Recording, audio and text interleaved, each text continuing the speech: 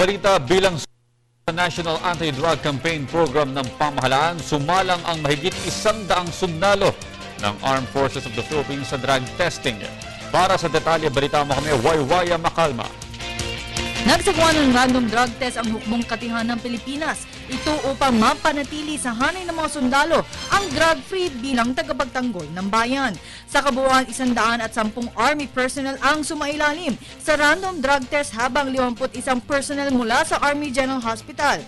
Wala naman naiulat na may nagpositibo sa drug test. Ang drug test ay para sa pagsuporta ng implementasyon ng National Anti-Drug Campaign Program kung kaya't bumuo ng Task Force Moses ang AFP para dito upang matutukan ng husto ang pag-identify sa mga sundalong gumagamit ng bawal na gamot at sila rin ay mamumuno sa investigasyong sakaling may magpositibo sa drug test. Ayon kay Lieutenant Colonel Ramon Zagala, kailangan gawin ito ng AFP upang masiguro na may kakayahang maglingkod ang mga sundalo sa oras ng trabaho. The duty of every commander is to look out for the morale and welfare of his men.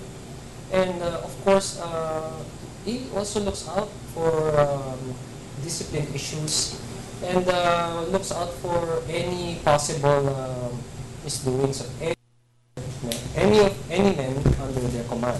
So it's in the purview of every commander of this unit to conduct this test to check the efficiency of his men. Dagdag ni Zagala na layunin ng pagsasagawa ng random drug test sa mga sundalo ay upang maging ehemplo sila sa publiko. We do this because we have to have soldiers who set the example. As servants of the Filipino people, the members of the Armed Forces of the Philippines must be clean, literally, from any addiction whatsoever. Like for this case, any addiction to drugs. This is so because we want to ensure that the safety of not only people in camp, but the very people we serve is protected. Because the Armed Forces of the Philippines, we are armed. It's very dangerous if one of us has an addiction. And we have to weed this out and let these people with problems get some help. Simula 2006 ay 43 ang naitala ng AFP na nagpositibo sa drug test. 26 rito ay na-discharge habang ang iba pa ay patuloy pa rin ang investigasyon. Para sa Telebisyon ng Bayan, Waywaya Macalma.